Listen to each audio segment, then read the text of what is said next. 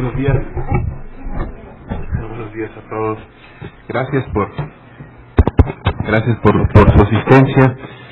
Para mí es un gusto presentar al doctor Daniel Roque Vítolo de la Universidad de Buenos Aires. Él es director del Departamento de Derecho Económico y Empresarial, precisamente de la Universidad de Buenos Aires, en Argentina. Es profesor titular de Derecho Mercantil en la misma universidad y también ha impartido diversas cátedras en universidades privadas en Argentina. Es un gusto porque precisamente el doctor Daniel Roque viene a través de una muy importante relación que tiene el instituto con la Universidad de Buenos Aires, que siempre ha habido muy buena relación entre las dos universidades, y con la editorial Rubinsal, con la cual también el instituto tiene muy buenas relaciones. Entonces, por eso es muy grato presentarlo, para que precisamente nos hable en relación a la identificación de los accionistas en las sociedades por acciones y el orden público nacional e internacional. Sin más, doctor, tiene usted la palabra. Bueno, muchísimas gracias, muy buenas tardes. Muchas gracias por haber venido a atender esta charla o esta conversación que pretendo tener durante un tiempo con ustedes. Para mí es un honor y una emoción muy grande visitar este querido país de México, que con Argentina tiene lazos de hermandad, de historia y de cultura comunes desde muchísimos años. En mi caso particular, México tiene un lugar muy profundo en mi corazón. Hace más de 40 años, cuando mi padre era en aquel momento ministro del Interior de la República Argentina en la presidencia del doctor Arturo Frondizi, fue invitado a México con motivo de la celebración del sesquicentenario de la Revolución de Mayo, y vino aquí a México, recorrió México, quedó enamorado de México e hizo una suerte de importación de México a nuestra familia y a nuestra casa. Así que nosotros hemos crecido conociendo la historia y las tradiciones del pueblo mexicano, hemos crecido leyendo la literatura mexicana y la historia de México, y creo que también hemos aprendido a cantar desde las distintas canciones y modalidades de las regiones mexicanas, aunque tengo que reconocer que mi predilección todavía queda un poquito anidada en lo que es la música mariachi, pero también rescato todas las otras tradiciones mexicanas. Así que para mí es un honor estar aquí y les agradezco mucho al Instituto de Investigaciones Jurídicas de la Universidad Autónoma de México, a sus autoridades, al señor director Héctor Felipe Fixierro, al secretario académico don Juan Bella Gómez, y también al doctor Raúl Márquez Romero por la gentil invitación. El sentido en mis palabras o de esta exposición es traer una inquietud que hace tiempo que voy llevando en diversas charlas en universidades y centros de investigación y académicos del mundo entero, vinculado al fenómeno que se presenta en cuanto a una suerte de enfrentamiento que existe hoy entre un pedido de libertad para permitir una fluidez mayor en las inversiones económicas y financieras frente a los riesgos que el mercado hoy presenta y la necesidad que tienen las autoridades de los estados nacionales y los estados internacionales de conocer quiénes son las personas que finalmente se encuentran detrás del movimiento económico y financiero en razón de los cambios sustanciales que se han producido en la realidad mundial en la última década. Hoy un conocido economista, Arnold Harberger, que es un profesor de una universidad americana que tiene mucha influencia en Latinoamérica, porque él es a quien se atribuye el éxito del modelo neoliberal chileno,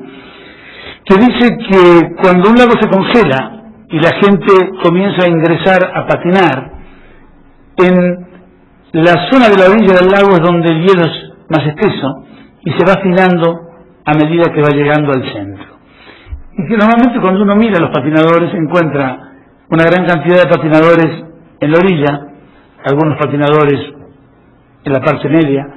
y son unos pocos patinadores en el centro del lago. Y era costumbre preguntar en sus conferencias, ¿quién cree usted que se va a mojar primero? Y normalmente se moja el que está patinando en el centro del lago, donde la capa de hielo es más delgada. Entonces, Habermas plantea que el mundo ha dejado de ser, desde ya hace mucho tiempo, un lugar seguro, y que esta inseguridad traída por una globalidad nunca antes imaginada, con la fuerza y la impronta que se ha desarrollado, genera una nueva realidad que requiere de una intervención de organismos internacionales y de los estados nacionales en materias de controles y seguridad para todo aquello relativo al tráfico del dinero, de las inversiones y de la actuación nacional y extraterritorial o extranacional de las personas jurídicas. Desde este punto de vista, yo tomando la palabra de Habermas digo, bueno, ¿quién piensan ustedes que se moja más seguido en los estados que tienen alguna suerte de control sobre la identificación de quiénes son los operadores económicos y aquellos estados que no tienen controles ni información respecto de quiénes son los operadores económicos que actúan? Lo que es real es que la sociedad mundial y la sociedad globalizada ha generado una nueva realidad social, una nueva realidad económica, donde hoy podemos decir que los estados aislados o con fronteras cerradas prácticamente han desaparecido. Solo en aquellos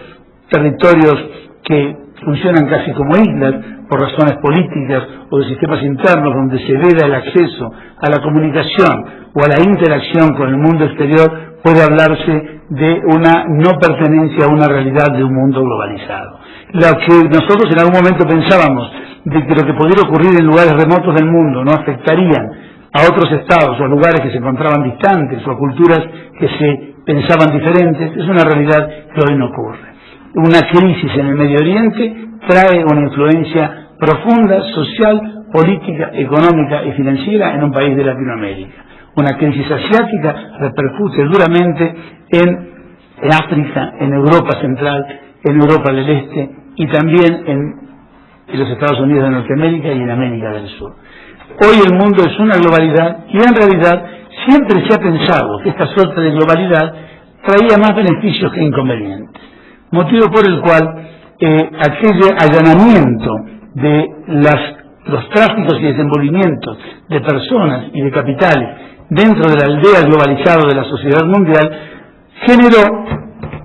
una idea de que en función de una relación de costo-beneficio no había que intervenir y había que dejar que esto se produjera y fluyera de una forma natural. Sin embargo, la realidad empezó a indicar que la interacción puede generar al mismo tiempo desequilibrios, y estos desequilibrios de las actuaciones de determinadas personas o personas jurídicas de origen en una determinada nación o territorio, en otra nación o territorio, puede generar también desequilibrios. Hoy también el régimen de globalidad y la planificación económica, financiera y fiscal hace que nos encontremos con operadores económicos que se constituyen en un determinado país,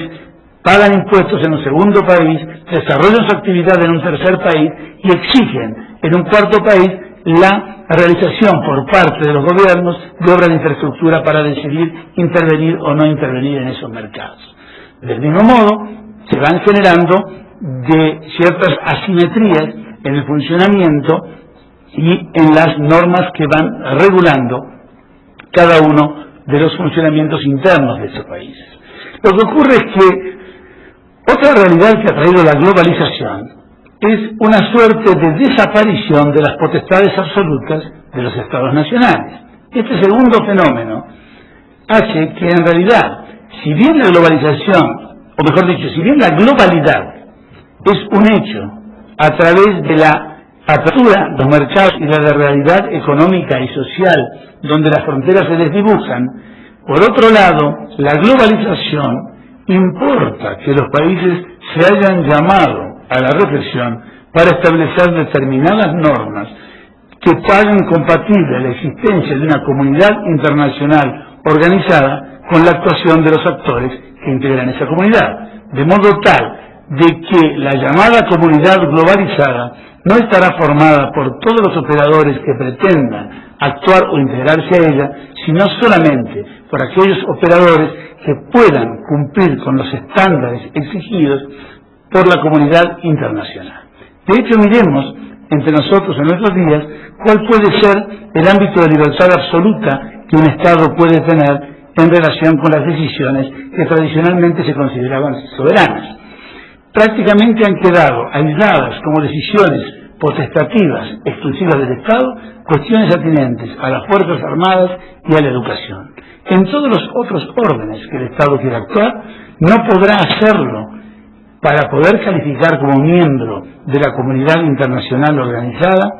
si no lo hace cumpliendo determinadas normas en función de facultades soberanas que ha ido delegando a través de la suscripción de tratados bilaterales, de tratados multilaterales y aún por la decisión de participar de uniones regionales o de otros sistemas de integración. Nadie puede hacer hoy lo que quiera o acceder, si quisiera, a tener determinado manejo de energía nuclear si no responde ante la comunidad internacional con que tiene una estabilidad política, social y económica suficiente para hacer un manejo racional y la utilización del mismo para los fines pacíficos. La comunidad internacional intenta bloquear cualquier tratado en este sentido. No cualquier Estado puede hacer lo que quiere con sus residuos tóxicos y con el manejo de sus recursos naturales. Tiene que cumplir para poder calificar como miembro de la sociedad internacional o de la comunidad organizada con determinados estándares de conducta, de procesamiento y de preservación. No cualquier Estado puede hacer lo que quiere con sus habitantes y con su población. Si pretende pertenecer a esta comunidad política global o a esta aldea global, como se la suele llamar, deberá tener determinadas políticas en materia de derechos humanos que deberán ser respetadas. No es suficiente ya tener solamente recursos naturales o determinado poderío industrial si esto no va acompañado de otras cuestiones que la comunidad internacional ha establecido como parámetros que deben ser cumplidos para poder participar en ellos.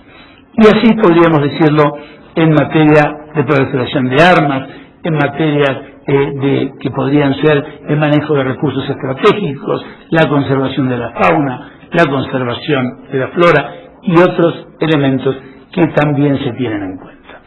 Hoy, en realidad, esta globalización que ha generado el levantamiento de fronteras ha facilitado, por supuesto, la circulación de derechos, la circulación de obligaciones, la libre circulación de personas y la libre circulación de capitales, la libre circulación del derecho del trabajo. Pero a su vez, este mismo levantamiento de fronteras permite la libre circulación de los delincuentes, la libre circulación de los producidos del delito, la libre circulación de determinados elementos tóxicos que afectan a la población y a las conductas sociales, como es el caso de la droga. También permite la libre circulación de no solo producto del delito, sino del tráfico de personas, de órganos y de tantas otras actitudes condenables por la comunidad internacional. Volvemos a repetir, ¿quién se moja más seguido? Aquel que no tiene los controles necesarios para compatibilizar este libre tráfico respecto de los beneficios traídos por la globalización frente a los riesgos potenciales que esto podía indicar. Dos realidades, o mejor dicho, tres realidades aparecen nuevas en los últimos 20 años, no porque no se conocieran con anterioridad la existencia de delincuentes, el tráfico de personas, el tráfico de drogas, o también la intención de legitimar activos derivados de actividades ilícitas, pero determinados fenómenos, tales como el manejo de guerras regionales y zonales, la industria de la guerra con genocidios, donde hay tráficos de personas, de armas y de mercenarios, el fenómeno del narcotráfico y la globalidad que el mismo ha tenido a nivel mundial, con el lavado de dinero proveniente básicamente de estas actividades delictivas principales. Y en tercer lugar, la aparición del terrorismo internacional con una nueva modalidad operativa que es la de impactar en el blanco, produciendo la destrucción del objetivo con la participación en la destrucción del propio agente terrorista, cuestión que anteriormente se veía limitada por las medidas de prevención en función de controlar los sistemas de escape o la búsqueda del que produjo el atentado. Cuestiones que hoy cambian totalmente esta visión. Y la cuarta de ellas es la aparición de la influencia de cualquiera de estos actores en la producción de riesgos sistémicos dentro de los mercados económicos y financieros del mundo, en función de varios elementos entre los cuales se pueden encontrar la asimetría de información, la imposibilidad de establecer valores de relación para los activos ante cuestiones de falta de liquidez, y la tercera, que vendría a ser la posibilidad de ir escabullendo los controles a través de la mudanza de distintas jurisdicciones. La República Argentina, en este sentido, y un poco este es el mensaje que yo trato de transmitir desde nuestra posición, ha considerado que en estos puntos debe tratar de patinar lo más cerca posible de la orilla, donde la capa de hielo es más gruesa y donde las posibilidades de mojarse sean las menores, a través de mantener un equilibrio entre lo que es el respeto a la libre circulación de los capitales y a un régimen abierto de inversiones, con la contrapartida de los controles necesarios para poder permitir la verdadera identificación de quiénes son los titulares de los capitales que circulan y los titulares de las actividades económicas que allí se realizan. Yo trato de poner siempre como ejemplo lo ocurrido últimamente en la industria de la aviación y los problemas de globalidad y del transporte. Yo todavía recuerdo, será por mi edad, que volar en un avión no solamente era una cosa excitante y a veces casi sofisticada, sino también tenía algo de alegre o de festivo, y donde los controles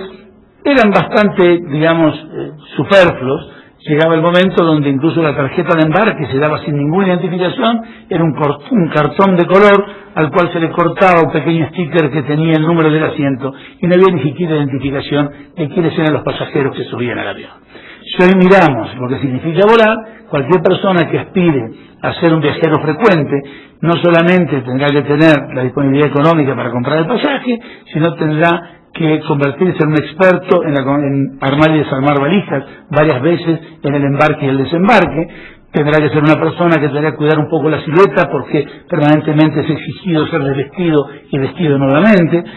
Tendrá que acostumbrarse a masticar pastillas de menta porque por lo menos durante el tiempo que dure el viaje, porque no lo dejarán subir al avión con una pastilla, con una pasta de dientes ni con ninguna cuestión líquida, hidratarse solamente con las bebidas que le dan en el avión, y tratar de poder entenderse con los oficiales de migraciones de cada uno de los países que visita, a los cuales tendrá que explicar no solamente quién es, a qué se dedica, cuál es el motivo de la visita, sino que muy gentilmente le dará a prestarle su dedo índice para que identifiquen las huellas dactilares y muchas veces colocar el ojo en un dispositivo para ver si hay una identificación entre el documento que está siendo analizado por 2 o 3 expertos en cuanto a la validez de los sellos, las marcas de agua y la sensibilidad a determinadas luces fosforescentes por los cuales son pasados estos documentos, antes de permitir solamente al ingreso de una zona donde será nuevamente humillado a través de los ceros pateados por perros, y ir dejando cinturones, zapatos, cordones y demás, sin muchas comodidades tampoco para volver a colocarse después toda la ropa que le hicieron dejar. Y si a alguno le gusta el deporte, imaginará que en una cancha de fútbol, nosotros en Argentina, que somos, bueno, como en México también muy afectos al fútbol, ¿no?, con suertes varias en estos últimos días, pero América, bueno, tiene la posibilidad de tener la revancha, no tiene la posibilidad de la revancha con los Tigres ahora en Monterrey, yo creo que podrá volver a levantar el espíritu. Quizá en una cancha de fútbol, en un estadio,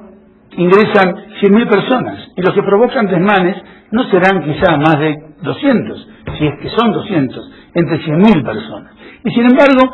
todos los que concurrimos a la cancha de fútbol somos cateados, tenemos que dejar el carro o el transporte lejos del estadio, tenemos que caminar cantidad de cuadras, varias veces somos revisados, también nuestros niños, nos sacan elementos, la batería que tenemos para la radio, lo que fuera. Y cuando hacemos todo esto, nadie piensa que Esto en el fondo está mal porque una vez que pasamos el control de seguridad nos sentimos seguros.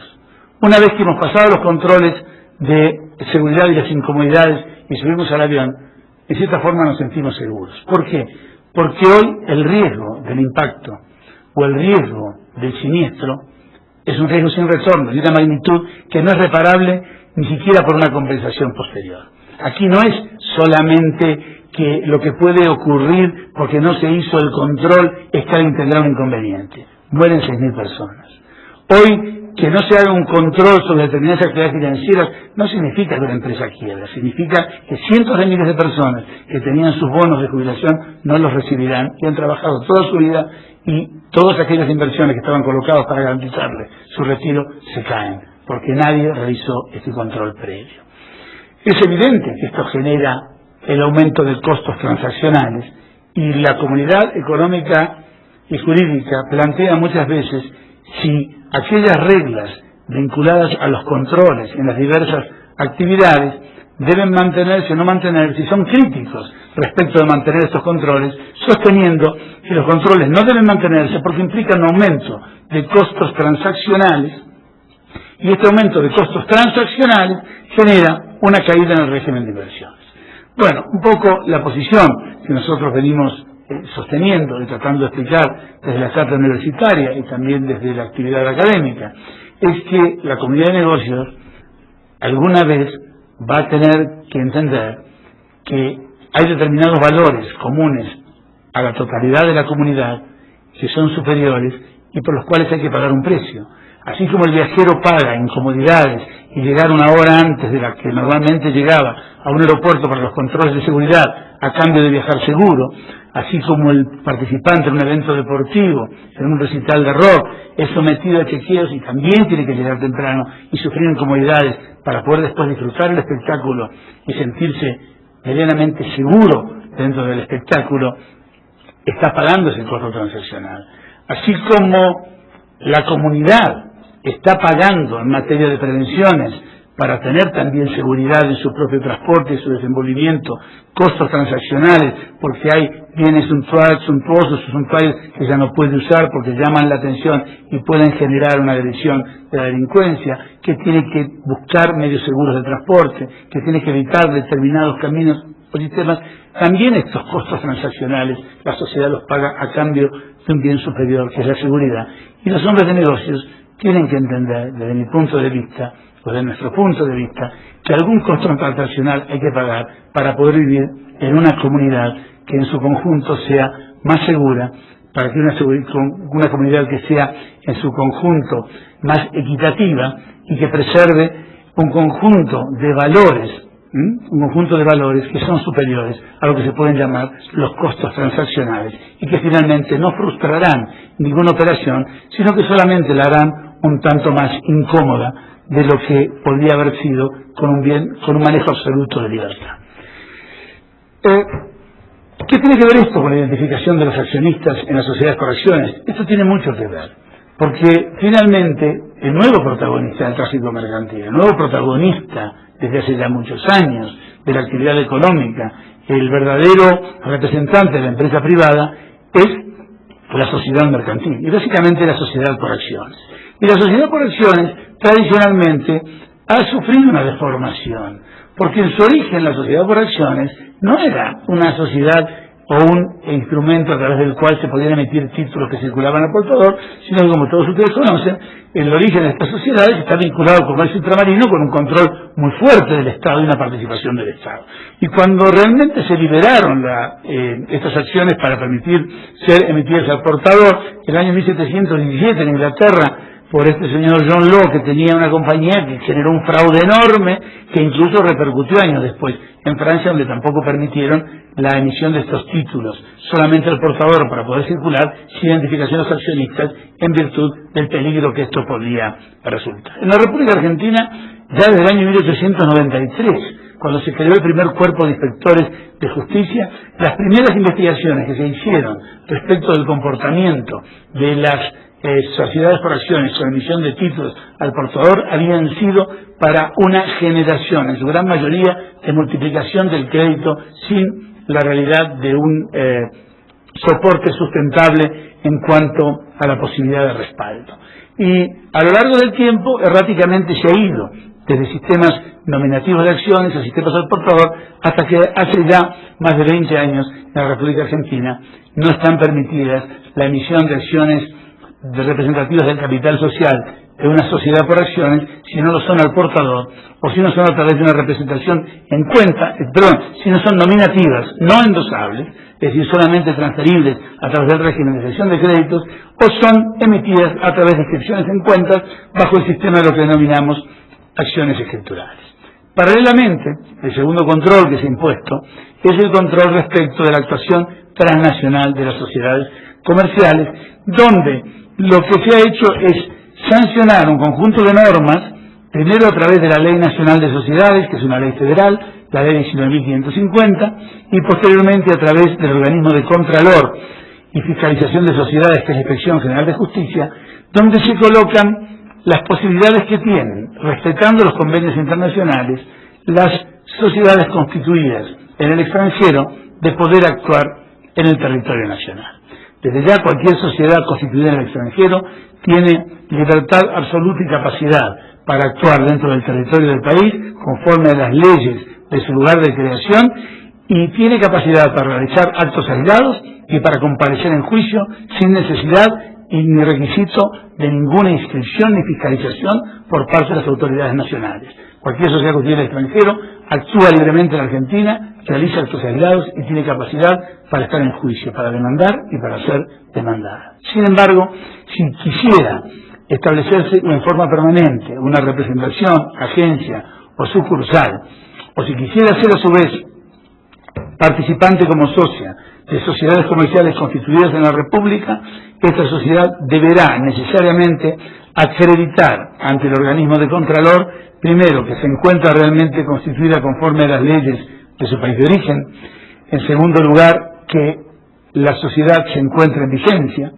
y que está actuando; en tercer lugar, acreditar con todos los documentos legalizados la capacidad y las limitaciones que pudiera tener respecto a su legitimación para actuar conforme a la ley del lugar de creación, que es la que va a regir su legitimación para obrar; y finalmente tendrá que designar un representante de la República Argentina, constituir domicilio, y en el caso de que estableciera una sucursal y leyes especiales exigieran que estas sucursales, como el caso de actividad bancaria, financiera, de seguros, tenga un capital mínimo, deberán asignar ese capital a la sucursal. La misma inscripción tendrán que hacer para poder participar dentro de sociedades nacionales. ¿Cuál es el problema aquí? El problema es que en la actuación internacional de las sociedades extraterritoriales se pueden generar realmente situaciones donde o bien los fondos provenientes de la actuación no resultan legítimos, primeros controles en virtud de barreras al narcotráfico, evasión fiscal y lavado de activos de origen delictivo; o la segunda cuestión es que la intervención sin la suficiente responsabilidad pudieran generar algún daño en el mercado sin que finalmente pudiera identificarse quiénes son los verdaderos titulares del interés. En la medida de esto, la Inspección General de Justicia ha tomado normas regulatorias respecto de exigir a las sociedades comerciales constituidas en extranjeros que deseen actuar en la República, que además demuestren que tienen otros activos u otra actividad en su propio territorio o en otros territorios, de modo de evitar las sociedades ficticias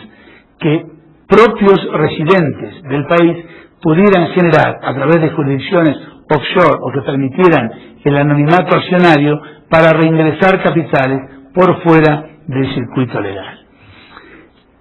Y finalmente, la última norma que se tiene en materia de actuación internacional es aquellas sociedades en las cuales los accionistas, los accionistas y las sociedades constituidas en extranjero, cuando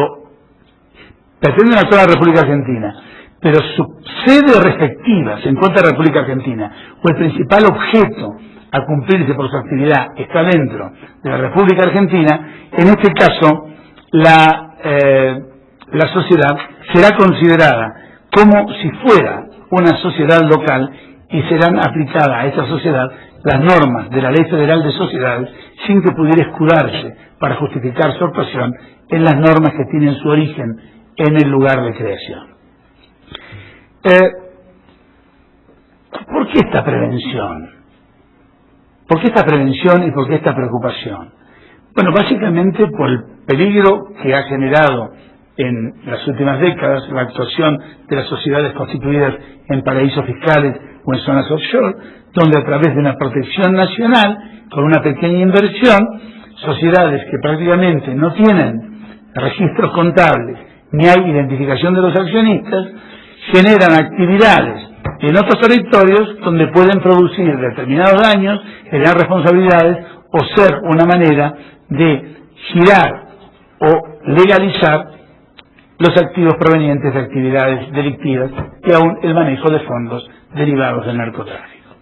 Sé que este es un tema y una cuestión particularmente sensible para el pueblo mexicano en razón de la reciente reforma de estos días, donde incluso este era uno de los temas que se discutía, si la reforma del régimen penal iba a alcanzar solamente a cuestiones vinculadas al narcotráfico o se iba a avanzar también sobre el tema del lavado de dinero, y el debate que había generado en la comunidad y en el seno del propio Congreso las posiciones para ir en más o en menos en cada uno de estos caminos. La Argentina es miembro activo, es uno de los 33 miembros del Grupo de Acción Financiera Internacional, también lo es México,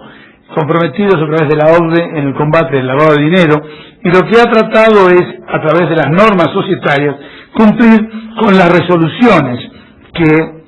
en tal sentido había dictado la OCDE, básicamente las resoluciones 33 y 34 en cuanto al control sobre la actuación de las personas jurídicas dentro del territorio nacional, cualquiera sea la procedencia, y la identificación de los últimos beneficiarios con el objeto de poder detectar y controlar el origen y la circulación de los fondos.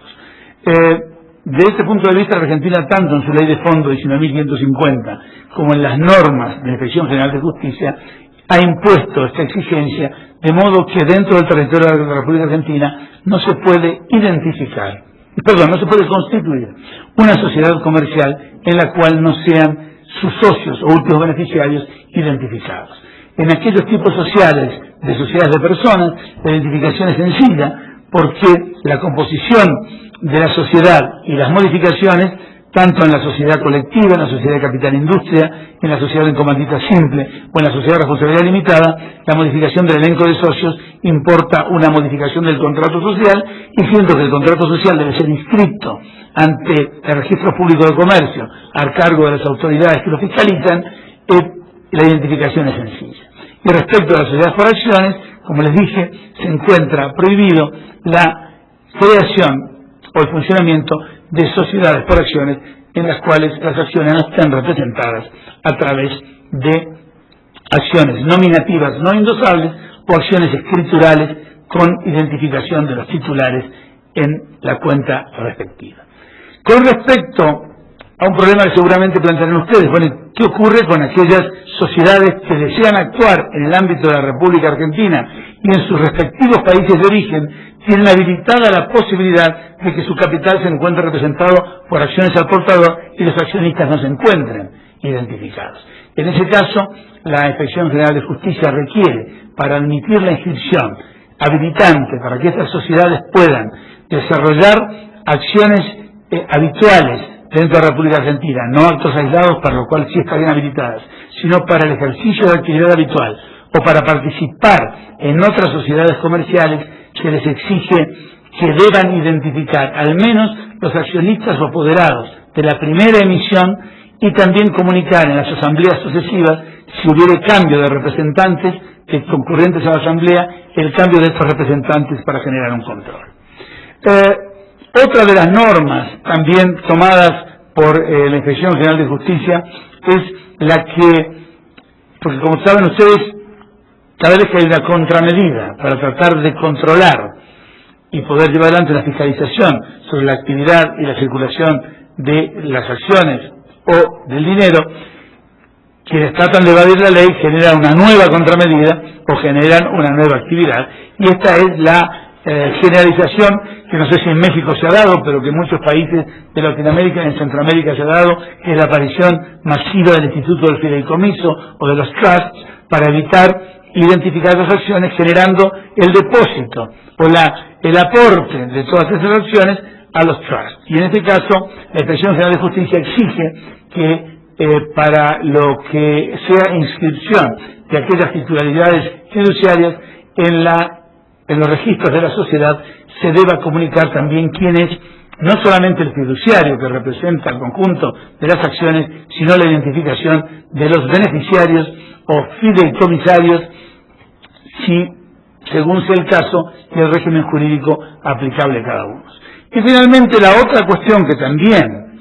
ha identificado no solamente el Grupo de Acción Financiera Internacional, sino también identificado la República Argentina como una forma de operatoria a través de la cual se intenta generar este encubrimiento de los dineros que manejan el narcotráfico, el terrorismo internacional y los lavadores de activos de origen delictivo,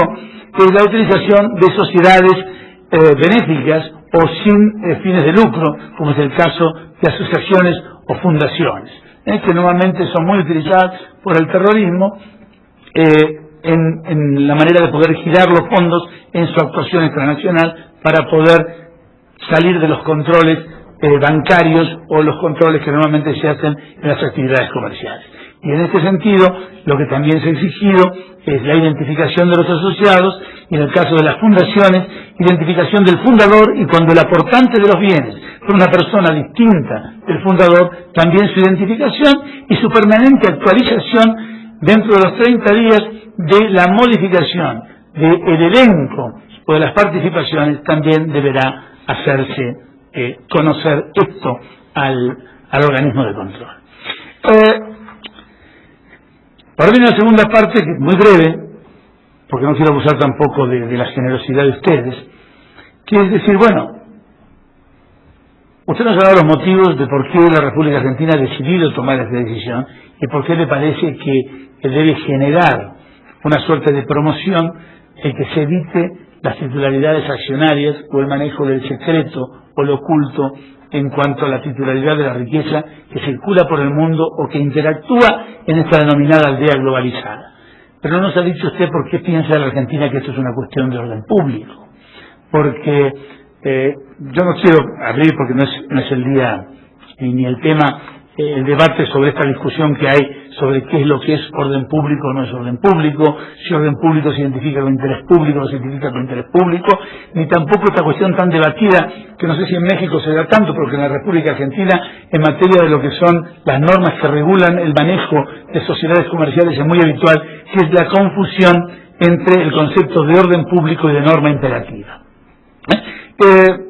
Lo más sencillo, la norma imperativa, que es impuesta por el legislador, que no puede ser derogada por las partes, y que es una norma imperativa puesta por razones de mérito, de conveniencia, pero que no necesariamente involucra el orden público. En la República Argentina, por ejemplo, en el caso de las sociedades que están sujetas a fiscalización estatal permanente o que están autorizadas para hacer ofertas públicas o cotizar sus acciones, el directorio debe ser plural con un mínimo de 3 personas o de 3 integrantes. Esta norma es imperativa. Las partes no lo pueden regular. Ahora, en realidad, es una norma de orden público. Si mañana el legislador dijera que en vez de 3 son 4, la sociedad se vería convulsionada. Alguien vería que los principios básicos del país tiemblan. Por ejemplo, ¿qué es una sociedad sujeta a fiscalización estatal permanente? Bueno, sociedades que son oferta pública de acciones, o que están autorizadas a cotizar en bolsa, que son concesionarias de servicios públicos, o por ejemplo que tienen un capital social superior a 10 millones. Si este capital en el pasado fue de 2 millones, alguna vez fue de 1.200.000. Cambia esto. Si la sindicatura se puede prescindir cuando el capital es menor de 10 millones, pero no se puede prescindir cuando es mayor de 10 millones. Esa no es imperativa, pero es de orden público. Sin embargo, por ejemplo, el derecho de receso del accionista cuando se le cambian las bases fundamentales de la sociedad. Este derecho a separarse o el reembolso del valor de sus acciones porque se ha roto la estructura básica a la cual prestó su consentimiento. La afectación de las minorías, la violación del voto acumulativo para permitir que las minorías puedan acceder a la administración cuando tienen cierta significatividad, el establecimiento de porcentajes mínimos a los cuales el legislador asigna derecho para el acceso directo a la información, para que se investiguen las denuncias formuladas o para permitir una convocatoria de asamblea. Parecería que esta protección de minorías tiene un sentido mayor porque hace a la propia asociación.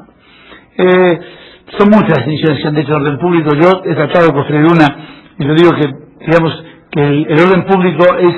un conjunto de creencias, valores y conductas que en una sociedad o comunidad determinada, en un tiempo también determinado, o época, conforma su conciencia axiológica y social media, la que constituye un interés general irrenunciable. Es decir, esto va más allá de la mera norma imperativa. Lo que es claro es que todas las normas de orden público son imperativas, pero no todas las normas imperativas son de orden público.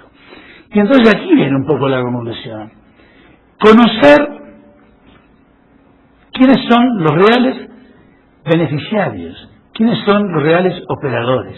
quiénes son los titulares de la actividad económica financiera en el tráfico interno y externo de capitales hacia y desde un país, para ese país. ¿Es una cuestión de orden pública o no? Cuando a través de este dinero se puede intervenir y afectar un mercado. Fíjense lo que ocurrió en los Estados Unidos con el caso WorldCom, con el caso Adelphia, con el caso Enron. Es decir, el capital entraba y salía a través de sociedades de identificación, nadie sabía qué era, pero el día que se produjo la catástrofe no había remedio. Es decir, todo el mundo está encantado que haya 3 personas presas, pero eso no arregla el desastre que se hizo a los pensionados americanos que no van a poder cobrar, y al coletazo que se ha dado, la manera en que se ha influenciado en la generación de los precios de los bienes inmuebles. Cuando después cae la cortina, se da cuenta de la burbuja inmobiliaria ficticia, que los fondos que estaban afectados no eran los fondos, que las garantías no eran las garantías, y ahora toda la comunidad, México, Argentina, por coletazos vamos a recibir esa recesión, con controles que no se hicieron, con operadores que no se identificaron, con dineros que no se saben de dónde salieron. Entonces, es una cuestión de orden pública, hace a la seguridad de la comunidad, hace al conjunto de creencias, de valores axiológicos, que todos sepamos quiénes son los que manejan el dinero, quiénes manejan la actividad económica y quiénes están detrás de cada uno de los emprendimientos. Bueno, desde el punto de vista nuestro, esto es una cuestión de orden pública, porque en esto va la seguridad de la comunidad, va la seguridad de la comunidad nacional, y creemos que es una cuestión de orden público internacional porque también afecta a la seguridad de la comunidad internacional. El manejo de los fondos, es decir, en la medida en que se permita la libre circulación de los fondos para la libre circulación del tráfico de armas, del narcotráfico, del lavado de dinero, del tráfico de órganos, del tráfico de personas, sin los controles, y que se permita que con todo este dinero se pueda financiar la actividad,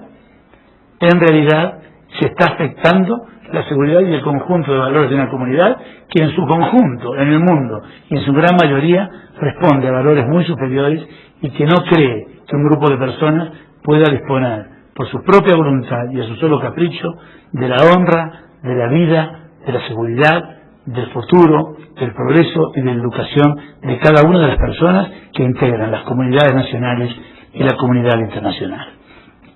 Por eso un poco el mensaje en esta pequeña charla, desde el punto de vista de la legislación de la República Argentina, de la orientación que está tomando la fiscalización del régimen de sociedades comerciales, del régimen de fideicomisos, del régimen de operaciones en el mercado, es de plena adhesión a las normas y a las recomendaciones de control en materia de identificación de los operadores económicos, sin pensar nosotros que exista algún motivo para que pueda admitirse el manejo de un conjunto de operaciones ocultas con dinero que no se sabe a quién corresponde, cuál es su origen y cuál es el destino. Yo tuve oportunidad hace 2 o 3 años de participar en una convención internacional donde fui invitado por la organización internacional Invent en Francia, en Frankfurt, donde se debatió sobre este problema, el manejo de estos fondos el problema del anonimato accionario, el problema de evasión fiscal, de narcotráfico y el efecto que esto tuvo y tiene permanentemente en el desarrollo de las naciones, en las desigualdades de oportunidades y de crecimiento, que también permiten que un grupo de personas ocultas puedan elegir dónde localizar determinados fondos, para qué funciones, cómo romper un mercado o cómo levantar un mercado o cómo generar una expectativa de mercado, al mismo tiempo que van envileciendo a la población con la distribución de drogas o con la realización de las más peligrosas actividades, entre las cuales está fundamentalmente el terrorismo internacional. Ninguno de nosotros hubiera pensado 6 años atrás que era una estación de tren fuera necesario con controles de escáneres para poder tomar un interurbano o interurbano. Pero ocurrió lo de Atocha, ocurrió lo del subte en Londres. En realidad el mundo está cambiando. El impacto del daño es tan grande que lo único que puede aminorar o pretender mitigar este impacto es el control de la seguridad. Por eso mi mensaje, yo igual después con el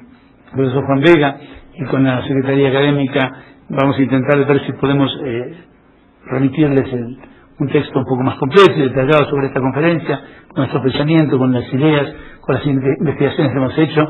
pero un poco el sentido de esta charla y de este mediodía compartido con ustedes, con una enorme generosidad de su parte, que han postergado el almuerzo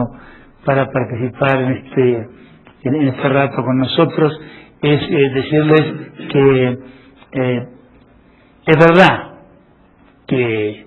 a veces es emocionante patinar en el centro del lago, pero si bien se sepa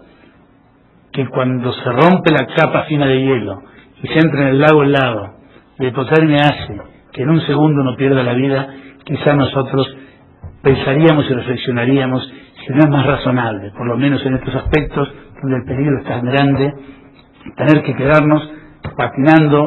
sobre la orilla donde la capa de hielo es un poco más gruesa y de los controles de seguridad son más efectivos. Muchas gracias.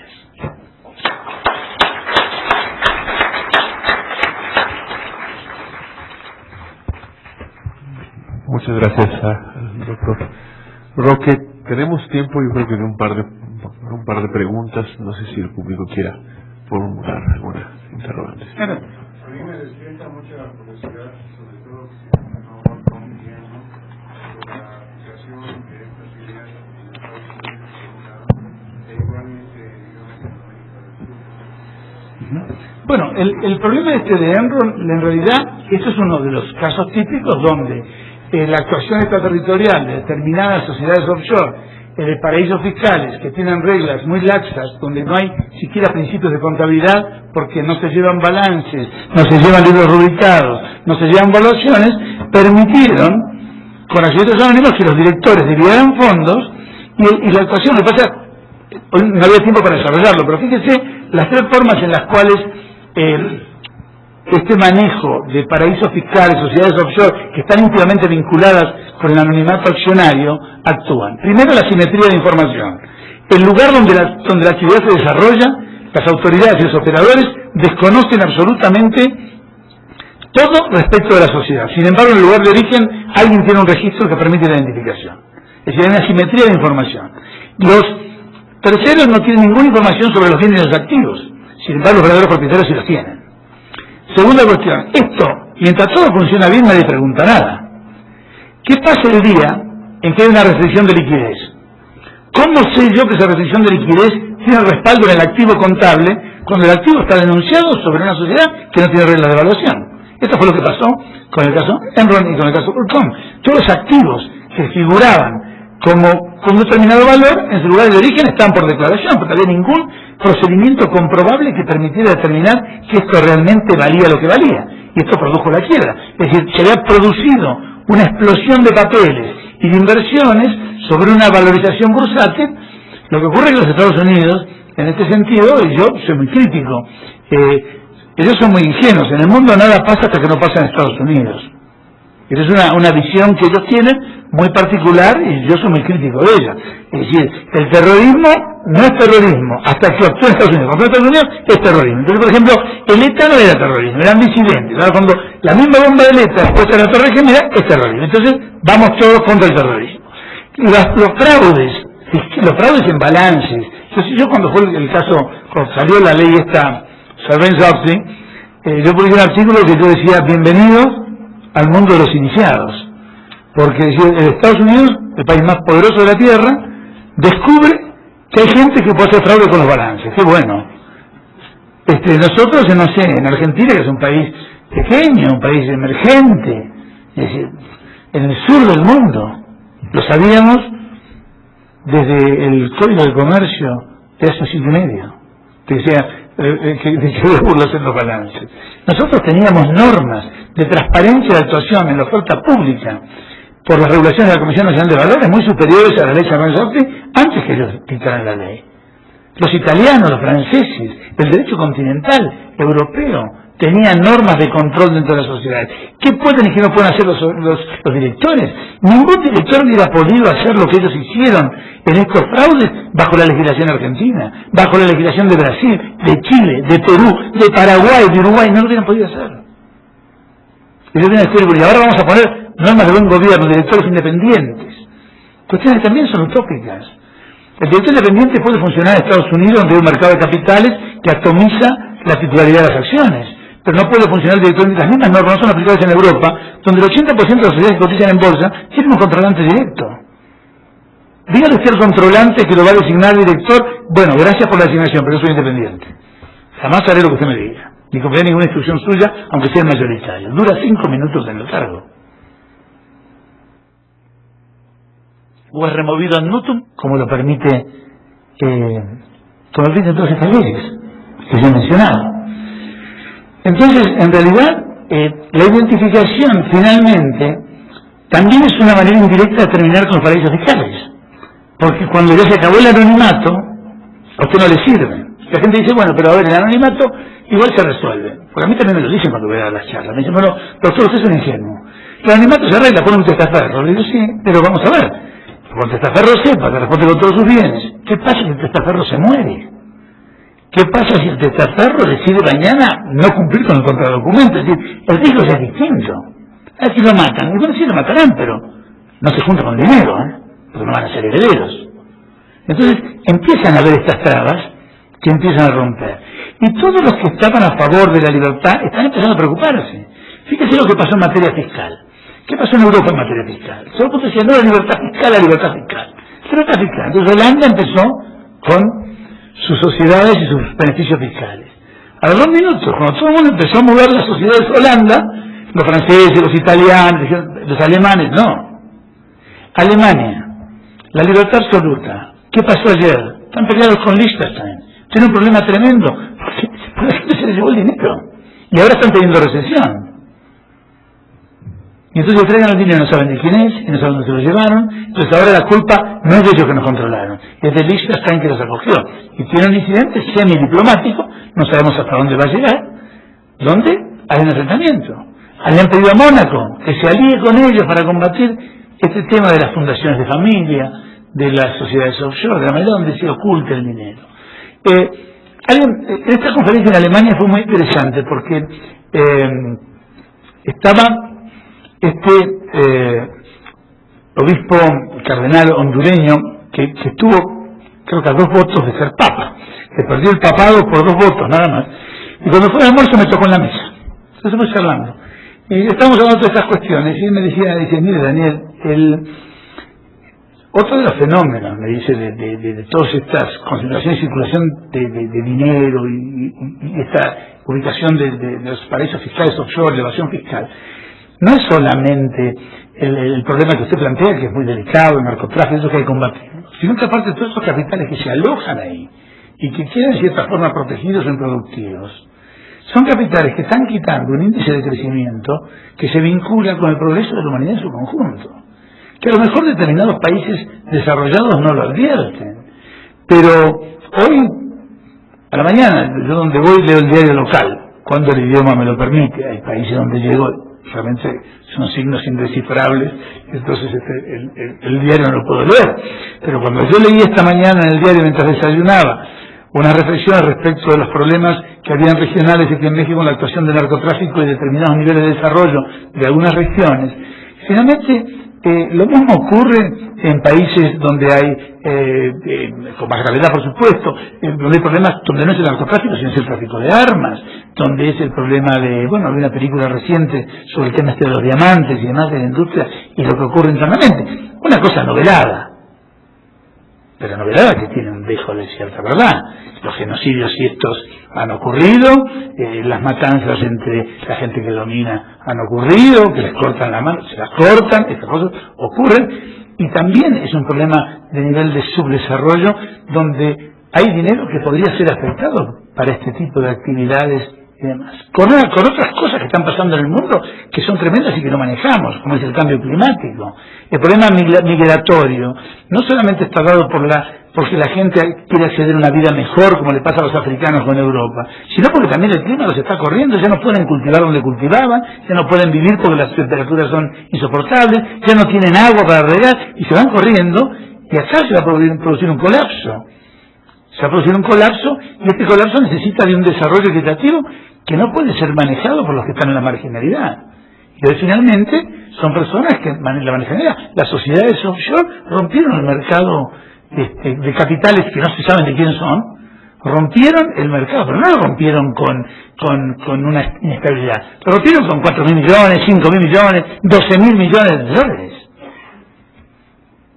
Cuando un terrorista mata, no mata a 2 personas, no vuela un auto, mata a 6.000. Entonces,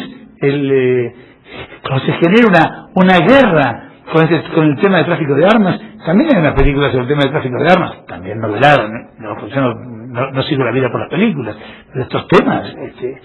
alguien los levanta de algo y algo de información tienen. Algunas de estas cosas con sus novelas pasan, estas guerras secundarias, con genocidios, con cuestiones, ocurren y son alentadas por esta gente y por este tráfico. ¿A dónde va el dinero de las armas de segunda mano que los ejércitos dejan porque es más caro traerlas de vuelta que venderlas para las guerras zonales? Entonces, ¿y hay guerra zonal o hay guerra zonal porque la gente compra el arma? Tenemos que hacer porque es un negocio. Bueno, todo esto tiene que ver. Ahora, ¿quiénes hacen esto? No lo sabemos. Yo, y no quería demorarnos mucho, pero un verano, bueno, mi familia, así como este verano elegimos México y pasamos muy bien unos días aquí en la Costa Riviera Maya, espectacular. Así hemos vuelto gordos, todo, una cosa espantosa de lo que hemos comido, lo bien que hemos pasado. Un verano insistieron que querían hacer un crucero. Entonces fuimos al Caribe, no nos había sido su crucero en un Caribe. Entonces, en las islas, la gente que yo bajaba a las islas. Y yo me había llevado tengo un poco obsesivo, manías tengo, había llevado a mi mujer, me critica por eso, había llevado en un papelito las direcciones que algunas sociedades que en Argentina eran las titulares de los paquetes accionarios de grandes emprendimientos industriales y que estaban localizadas en las Bahamas, en las Bermudas. Entonces bajábamos, yo le ponía dirección a mirar y sacaba fotos. Entonces, una cosa espantosa, un rancho, una cosa, no se hacía nada, de nada. Ni siquiera una oficina de abogados, era una casita. Y la gente tenía un emporio en otro lado. Hay un profesor de Oxford que acá se lavó dinero, que es genial, tiene 2 fotos que él tomó en un banco espectacular que hay, no sé, en Estados Unidos a un lado. Y la casa central es una casita de madera que muy humilde, una cosa, y él tiene 2 fotos, la casa central y la sucursal. La sucursal de edificio vidriado, con chicas con perfumadas, saludan todo electrónico, pantallas, y la casa central es una pequeña casita que no tiene nada. ¿No? Entonces, lo que yo digo es, vamos a ir con esto, ¿no? Es complicado. Es un tema de decisión, ¿eh? Lo que ocurre es que el que no lo vive, no lo siente. Entonces, hay muchos que patinan en el medio. Y dicen, yo no me mojé. Espera, ahora, que te mojes, obligatorio, porque el equipo de rescate no llega, el hipotermia te mata. Entonces, elige. Gracias. ¿Alguna otra pregunta? ¿Comentario? Bueno, doctor, pues muchas gracias por la ponencia y muchas gracias a ustedes por su participación.